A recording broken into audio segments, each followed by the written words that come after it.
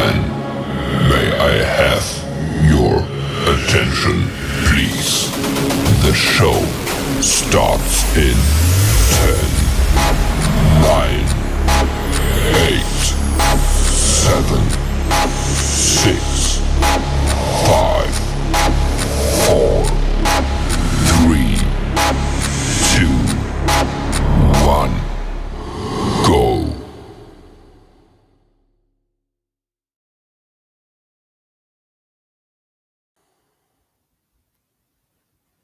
Well, good evening. How's everyone doing?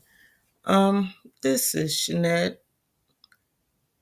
I haven't been on here for a while, and as you can see, I just woke up as my work schedule.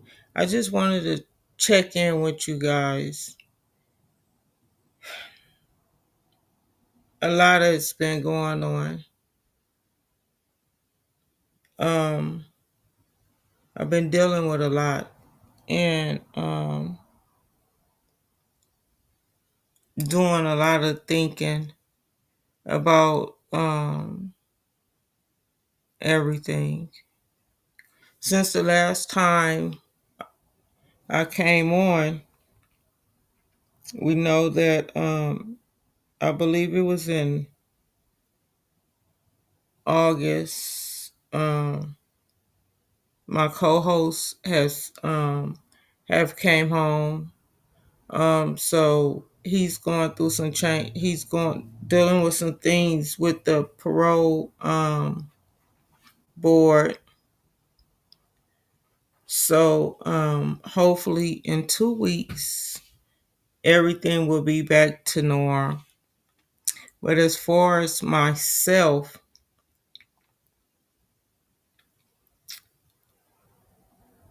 um,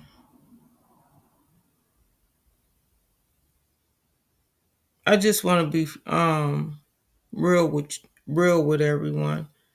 I have been dealing with some things where I want to just kind of step away from it because it's beginning to get too too much for me with everything that's going on with the current administration that's in there, with everything that's going on with the young man in Texas. All of this is beginning to be just a little too much. Um, I was thinking about this the other day. Do I want to keep going, or do I just want to give up? Do I just want to walk away from it? And I had one of the men's reach out to me, that Shannon, and I was talking to him, and he asked me just to keep going because we had given them a lot of hope. A lot of them wants to continuously get their stories out. So now I'm trying to work out a schedule for myself. Hopefully I can change my shifts because I work at night. I work graveyard from 11 to 9 in the morning. And I got off this morning at 9 o'clock. I get home like at 10 o'clock, wind down, and then I've been oversleeping. So the reason why I'm late is because I just remembered. I just woke up, and that's becoming a problem. The whole grief thing, that people probably think that I'm still stuck um in grief. It comes and it goes. It's in waves, but it's not as bad when I first started. So I'm getting through that. Also, I want to send my condolences to Black Diamond and her family, letting her know that sis, I know your pain. I know how you feeling. and that you and your families in my thoughts and prayers. I want to apologize to my other sisters, Travita, Patrice, Mission, just all the other ladies that's on here, because it just feel like I'm dropping the ball. But I have a lot going on, a lot. Um, Angela, I want to apologize to her. Um, you guys don't know everything that I'm dealing with, and in due time, I will reveal it to you guys. But it's not with about the grief. Like I said, it comes and it goes in waves. And right now, it's not that. I want to apologize to the viewers, the ones that do tap in and listen to Let's Talk About It, for not being there and to come on. I'm just, like I said, I'm just getting myself back, trying to catch my footing with getting back to work. I'm working 2 jobs now, going to school, and it's just a lot. Still fighting for my husband, feel still being a voice for him, and like I said, it's just getting overwhelmed. Currently in Denver, they had a situation where a officer shot and killed a African American over there, and it's just like every person that I reached out to pertaining to the men's in Denver, they they didn't they didn't reach back. But as soon as someone get killed by an officer over there, everybody is now they all want to stand up for injustice. They want to speak out. But why does it take for someone to lose their lives for you guys to speak out about the injustice that's going on? That's becoming a big pet peeve of mine. That these lawyers that's oh no, we don't get involved. But next thing we see is your face standing in somebody's church talking about what the next move, this is what needs to be done. And I say to this is Hanette. This doesn't have anything to do with um the crew podcast. I say that you guys are a bunch of hypocrites. Because if you're going to stand for justice, you're going to stand for everything across the board, not just when someone lose their life. You're going to stand for all of it. You're not going to just come and try to pick and choose. Oh, I'm going to go stand with this family, and you want, and that to me make it seem like you're just out for the money.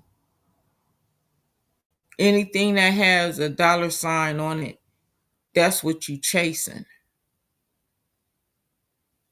Instead of looking at the facts all across the board. Let's look at the whole injustice system.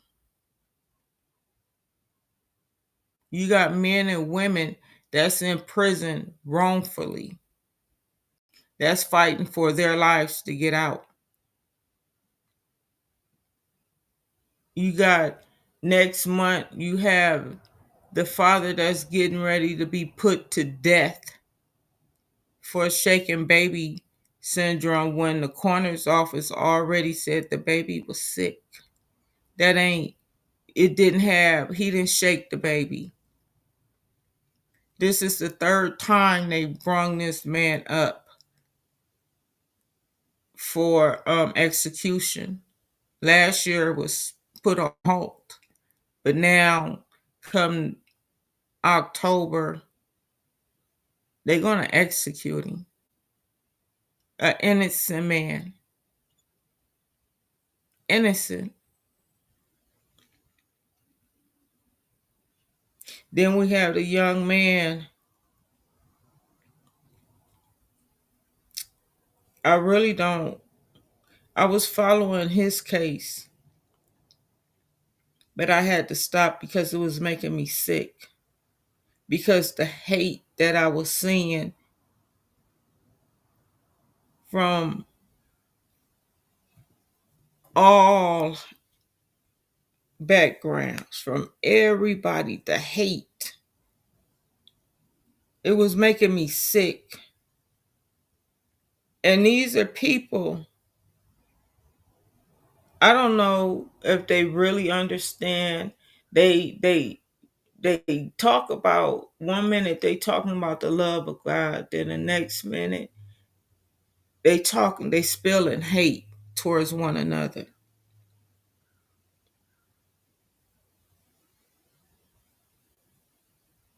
And I didn't know how to deal with that.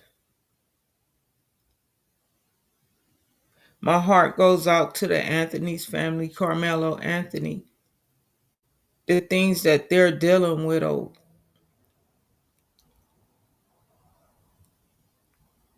he's fighting for his life. He was placed in that position. He stood his grounds. But you have a lot of people that believe that he didn't stand, that it was too much, that he shouldn't have did that. What do you think? If your child was in that position, would you want your child would to lose his life? Because it's a lot of things that's coming out.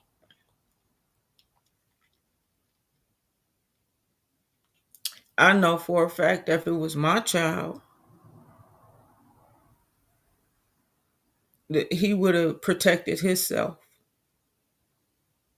And can't nobody tell me, when you have a group of people standing around you, that you wouldn't protect yourself.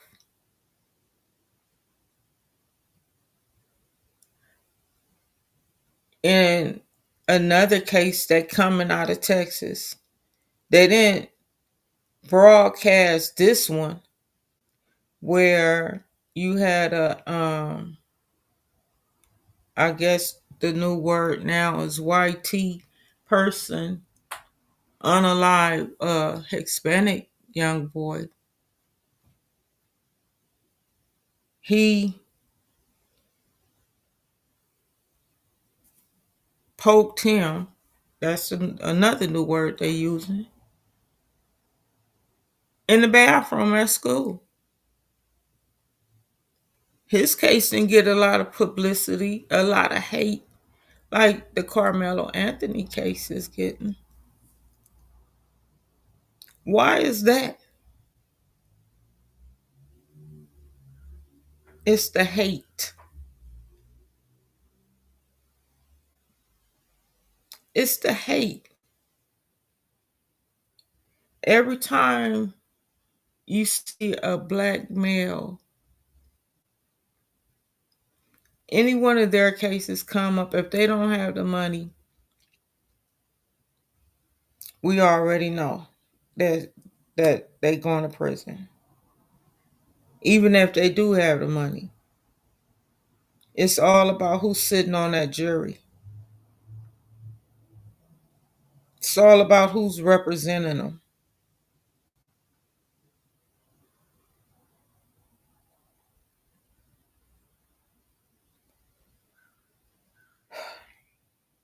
It's like the black man and woman,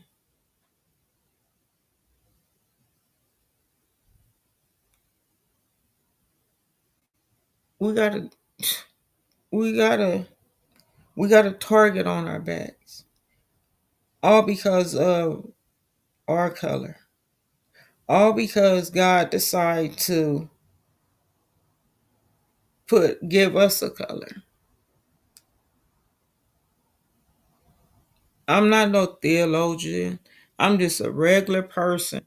But I tell you one thing, I know what my Bible says. We're all made in his image. And if we're all made in his image,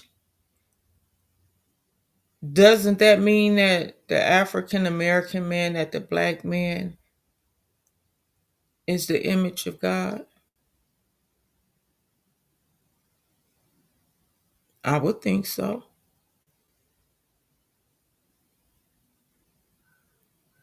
Because that's what he said. We're all made in his image. It's not one, we're not beneath no other ethnic group, but that's how they look down at us. Can't nobody say they don't. I deal with that on a daily basis. Daily basis. And I know we all do.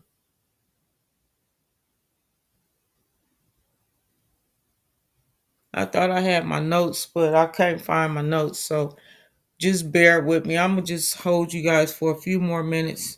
And then I just want to say this. I work for a company. I'm not going to say their name. And I had a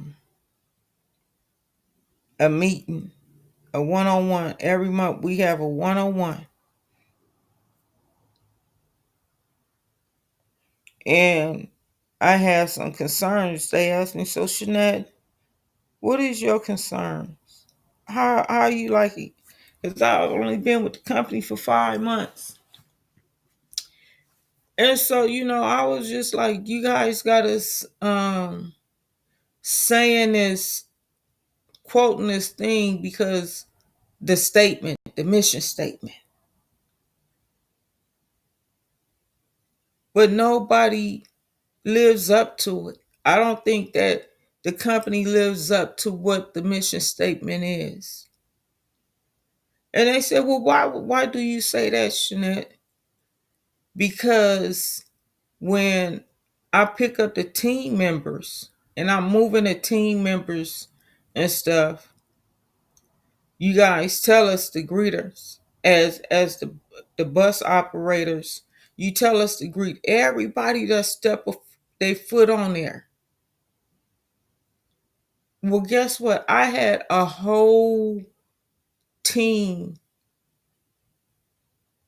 supervisors, managers, would get on here with me. Different ethnic groups. I was the only black, because I was the driver. And I'm greeting them. Did not one of them say anything to me. They just looked at me like, yeah, whatever. But they got on there or they came on and they act like they didn't hear me.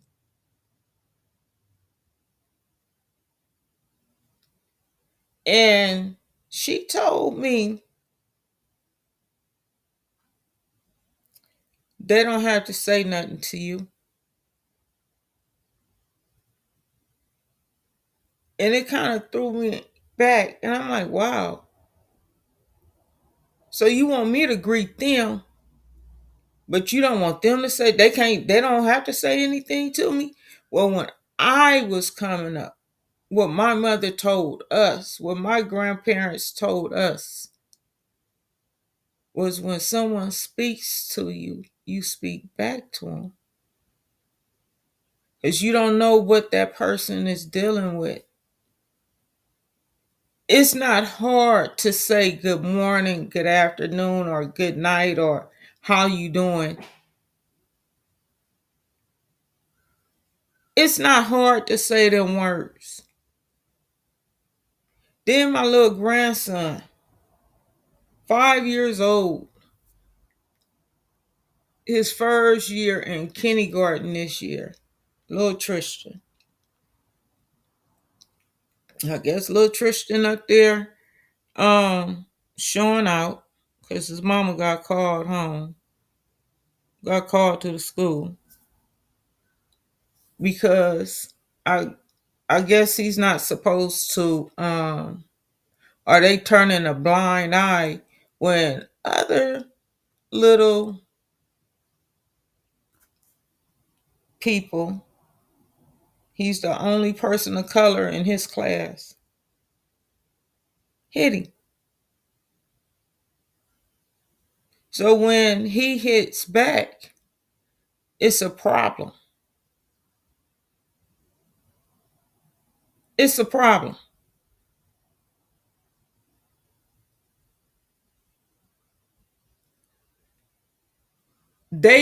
She was also told, because she said Tristan was telling her that, Mommy, they don't want to share. So she brought that up.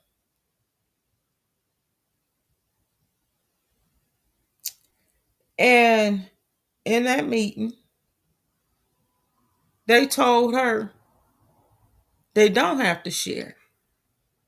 If they don't want to share the ball, and it's not their ball, it's the school ball. They don't want to share the ball that they playing with. They don't have to share. But when Tristan has things, when he's playing with things, they try to make him share.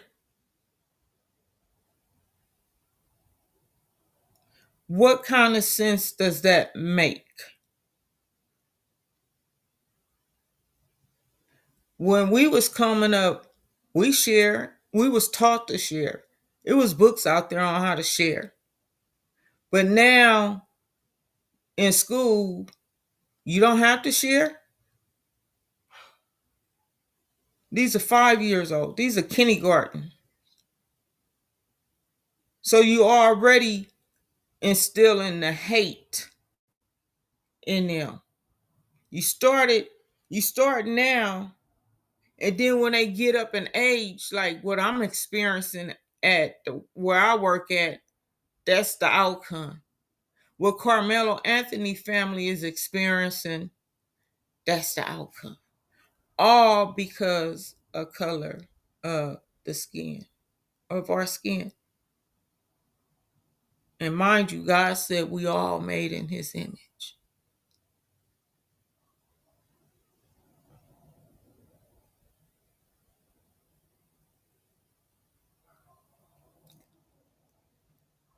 I hate, and my husband always tell me, babe, don't worry, don't get your blood pressure up.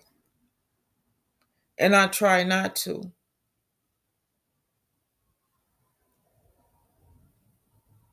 But sometimes we gotta take a stand for something. We have to take a stand. I'm not telling you what to do with what to do. I ain't telling you, you ain't got to speak to me.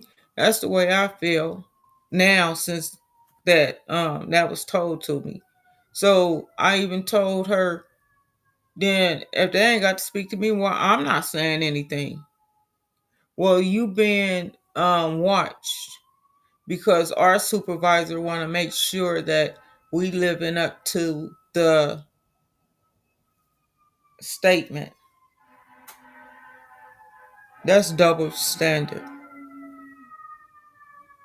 And we see it in the justice system, we seeing it in the school system, we seeing it in the workplace. We probably been seeing it. Maybe I just ain't been paying too much attention to it. But lately I just been paying attention to it.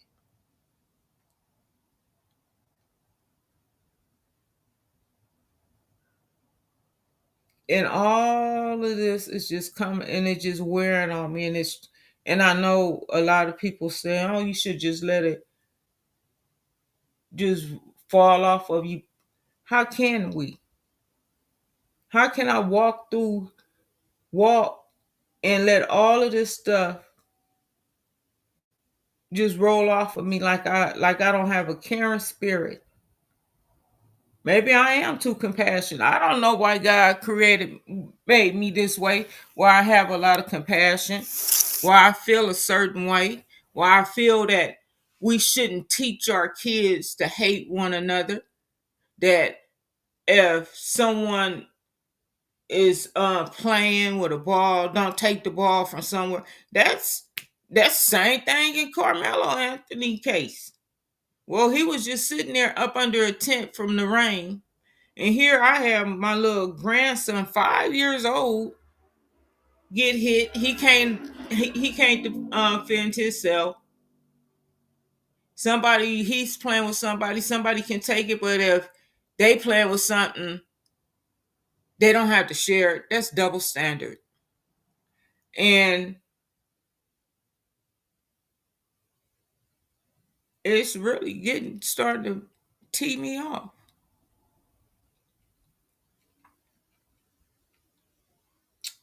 It really is. So that's the reason another reason why I just like forget it, because I see the double standards. The double standards. Everybody went, oh, we all need to stick together. That's true. If we're gonna fight, or we gonna if we want to fight for against the current administration, everybody speaking out the side of their neck. Don't nobody want to stand with us, the people of color. Only time they want to stand with us is when it benefits them. We have some people that stands with the black community, but then we have some people that only want to use us, and a lot of the African American black community is tired of it. It's tired.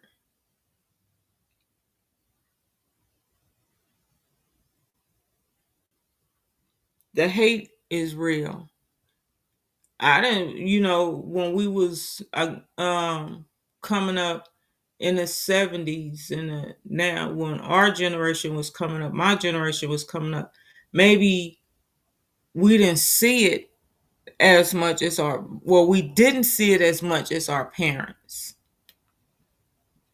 and our grandparents. We didn't see it. But boy, I'm saying it now. My eyes is wide open. The justice system doesn't work for the black man. The school system, I'm seeing it with my grandson. Everything is double standards. Everything. And we as a community, they probably say, "Oh, she's talking racist. She's a racist." No, I'm not. I'm not. I love everybody. We was raised not to see color. But when you have certain people that sees color instead of look on the inside, because that's what the Bible said, God looks on the inside. not the outside appearance. The inside. A man should be judged based on his character, but you have people judging us on our color, our skin color.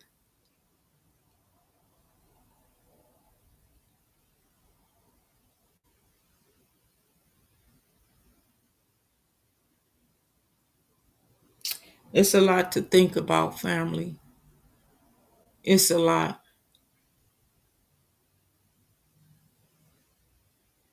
It's a lot.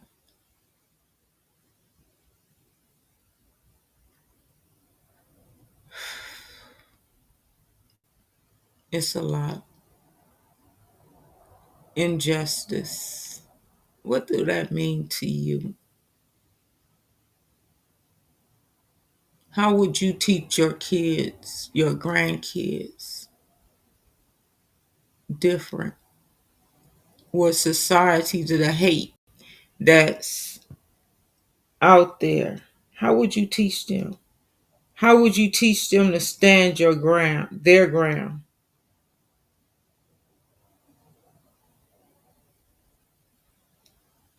How would you teach them? How would you interact? How would you interact with other people?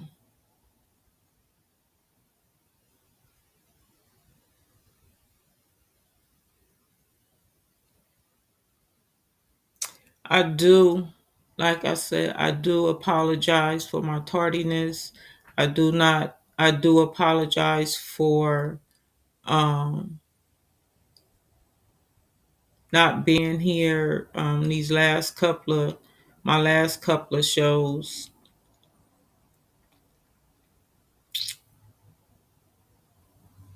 And in 2 weeks,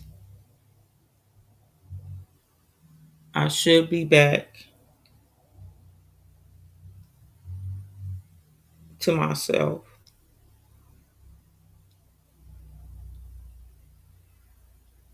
Just remember, I love you guys. I love you guys unconditionally. And I'm talking to my listeners.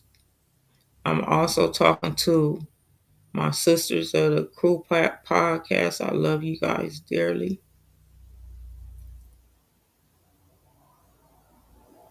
I love you guys. And Angela, I love you too. You guys stay blessed as missionary. Apostle Angela, Emma will say, don't forget to drink your water and stay in your own lane.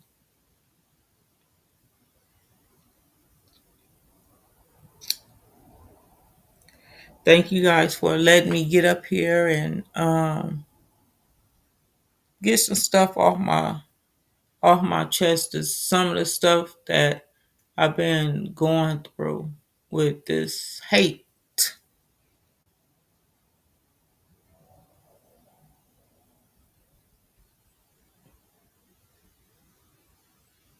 Stay woke, family. Stay woke and stay prayed up.